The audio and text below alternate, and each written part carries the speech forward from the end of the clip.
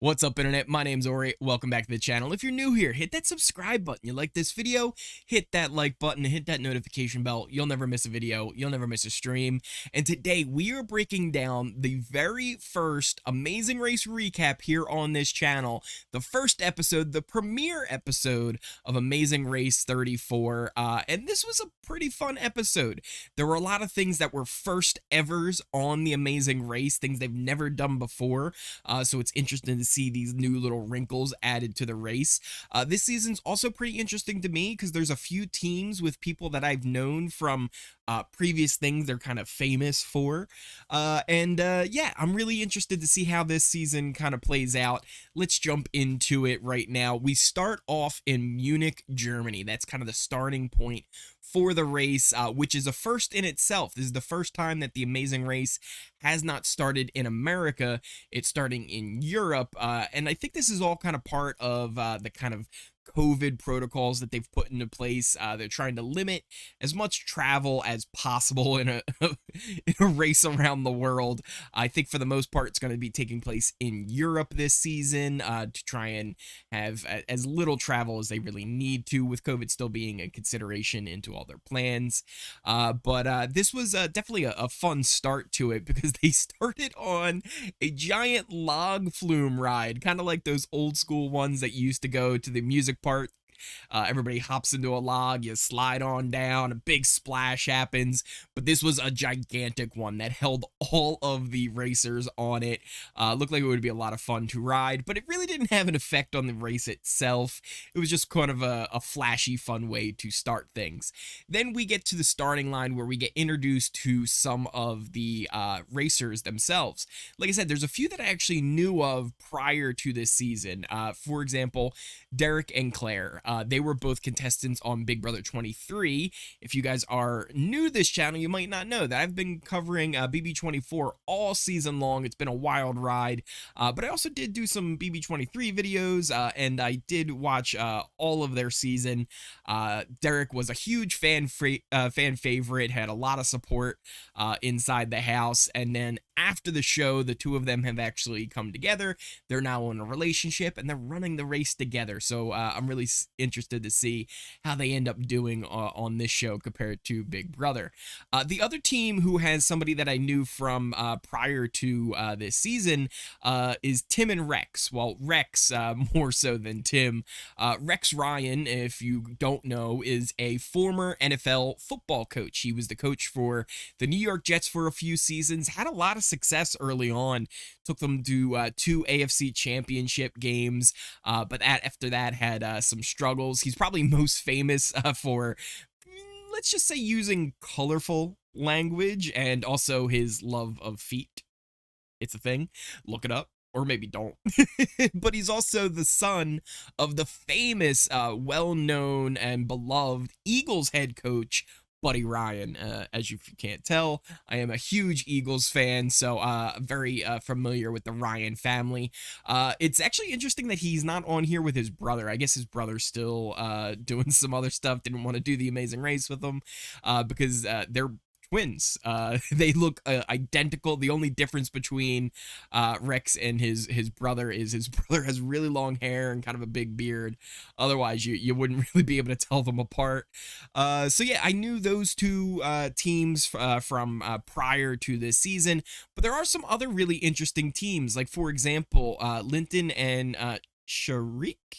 Sharik. I think that's how you pronounce it. Not 100% sure on that. I will learn it eventually. They're immigrants from Jamaica, so that's kind of a really cool story that they have going on there. But maybe the most interesting team is Emily and Molly. So they're identical twins, but they've only recently met. And it's kind of fascinating how it all happened. They were separated at birth from adoptions, and then they only recently found out that they were sisters because one of their daughters took one of those like DNA ancestry kind of tests, and that's when they realized that there's like, oh, I have a twin sister out in the world, which is just a crazy crazy story. So really cool to see them on here. Definitely an interesting backstory as things go moving forward. But then that takes us kind of right into the start of the race. And there's a few twists that they've added this season. So first off, this first leg of the race is what they called the Scramble. Normally with the Amazing Race, if you're not familiar, there's kind of different checkpoints along the way with things that you have to do, different kind of challenges and tasks that need to be done, and they usually need to be done in a certain order, and if you don't do them in the right order, if you skip something, you have to go back and do it. But with this Scramble, there were 3 things that they had to do all around the city, and they had to pick whatever order they wanted. So if you wanted to do, one in front of the other, you could. It didn't matter what order you finished them in, just as long as all 3 of those tasks were completed to get your final clue for the end of this leg.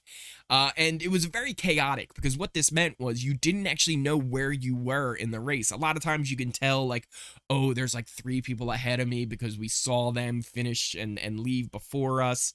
But with this, you were never 100% sure, is that team on their first task or are they on their last one and they're about to head to the finish line. So it was kind of chaotic and really kind of interesting, made it a little bit more stressful for all the racers. Another thing that's going to make things a lot more stressful is this season there are no non-elimination legs, which if you're not familiar with the Amazing Race, usually they're sprinkled throughout the season, a couple of legs where if you finish last, you're not eliminated and you still have another shot at staying in the race. Usually it comes along with some kind of punishment, maybe an extra task that you have to do or a time penalty of some sort, but you aren't eliminated and you're still in the race and eligible to win in the end. This season, if you're last, you're out. So this is going to make it much more intense, I feel like, for the rest of the season, especially when people know they're kind of at the bottom. They're really going to be stressing even harder because they can't just hope that it's not a non-elimination leg. They know if they're last, they will be out of the race. So I think that's going to be kind of cool moving forward. Now, before they actually set off to the different locations, once they all got the clues and where they had to go for these different tasks, each team kind of went off and got different locals to help them out with the directions on figuring out where they had to go and how to get to the different places. Asta and Nina, though, took a little bit too long to get their directions. You could see each team just pulling away as they're sitting there getting more and more directions, and it seemed almost like they were having kind of a chat with the people they met with. I guess they were maybe a little too friendly, making too many of friends, and is this something that's going to bite them later on? Maybe it was some foreshadowing there.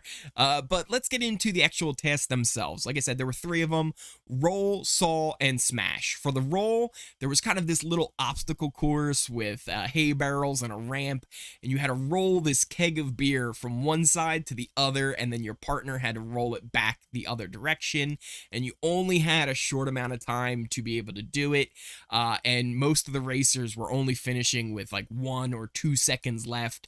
There were teams that had to do it multiple times. This was one that Asta and Nina actually struggled with. They had to do multiple times as well. The other one was saw. With saw, you had to saw a log. They had one of those double-sided saws to kind of saw off the tip of this log. And there were a lot of teams that struggled with this. Some of them got it pretty easily. It was kind of frustrating for me to watch because they were putting so much effort into the saw when really with something like this, you just want to let the tool do the work. Let the weight of the blade and the sharpness of the teeth do the cutting. You don't have to put that much effort into it. And some of them are really pushing and pulling, trying to get this thing to work, when really if you just kind of relaxed and let it go, it was going to go all right. And then the last task was smash. They had this big block of ice and they had to smash it to get an object out of the middle. Pretty straightforward. But yeah, some interesting tasks, to say the least. Now, all of the teams had done pretty well. It didn't seem like anybody struggled too hard with stuff. But when it came down to who won this leg of the race, It was Derek and Claire. They dominated the keg rolling. They were really good at that. They finished with maybe 3 seconds still to spare. And like I said, most of the teams were barely finishing with maybe 1 second left. But they kind of dominated and were able to take a lead from there and get through all of their tasks, pulling off the victory for this leg of the race. They've won, I believe it was a total of $5,000 to be split between them, but they said they can kind of both use it to go anywhere in the world they want. So that was kind of their prize for winning this leg of the race. But also just being in first is a great advantage. If they can keep this up, they might have a really good shot at winning this whole thing. Then, everybody else kind of came in at different times. There were a lot of teams that were kind of grouped up and all had very similar times. But when it came down to the final 2 teams making their way, I really like how they did this. So Aubrey and David, they get to the mat, and he just like, yeah, we know we're done for. We're gonna be eliminated. We just know, and we knew it was gonna be tough, and we knew it was gonna be hard, and there was gonna be tough competition. And then all of a sudden, they can see Asta and Nina across the street, and they realize, wait a minute, we're not last. And they're informed that they were not last. Asta and Nina taking too long at the very beginning of the race to get those directions, even though they struggled with the keg roll. If they would have just left a little bit sooner, gotten those directions just a little bit quicker, they might still be in this race. But they both were last, and again, it was kind of amazing how they did that reveal. I really liked how that was done. But yeah, they were eliminated, and they are the first team to be out of the race moving forward. But yeah, I really liked this episode. It was a lot of fun. Now, listen, The Amazing Race, it's not very much like Survivor and Big Brother, where there's a lot of strategy going on in it. But it is kind of just a fun adventure kind of to watch as these teams make their way through. And there's always a lot of really like heartbreaking moments where a team was just this close. And this was kind of one of them, where Asta and Nina, if they were just a little bit faster with that keg, or if they just took a little bit less time getting those directions in the beginning, they would still be in the race. But do you guys down in the comments, let me know, who are some of your favorite teams? I'm sure a lot of my subscribers who are Big Brother fans, they're probably really rooting for Derek and Claire. And let me know, who were some of your favorite teams? Who were you rooting for down in those comments down below? Also, what did you think of the episode? I really enjoyed it. I thought this was a nice premiere episode. Excited to see where things go, especially with the new added twists. I think it's going to be a lot more intense than it normally is on The Amazing Race.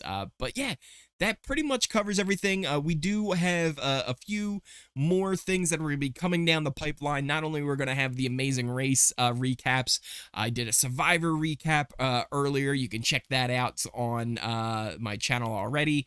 I'll be doing these every week for Survivor Amazing Race. Starting in October, we have a few other cool shows that are going to be starting up, including the challenge. I'm going to cover that going forward on this channel, as well as there's a revival of The Mole that I'm really excited about, that's going to be taking place on Netflix. That's coming at the beginning of next month as well. So make sure, if you are new here, hit that subscribe button. If you like this video, if you made it all the way to the end of this video, smash that like button and hit that notification bell so you never miss a video, you never miss a stream. We will be live for the live eviction episode for Big Brother, which is on tonight. I originally was going to post this video on Friday, but I figured might as well get this out today as quickly as possible. I'm not sure exactly when the scheduling of these two videos, the Amazing Race and Survivor videos, are going to come out.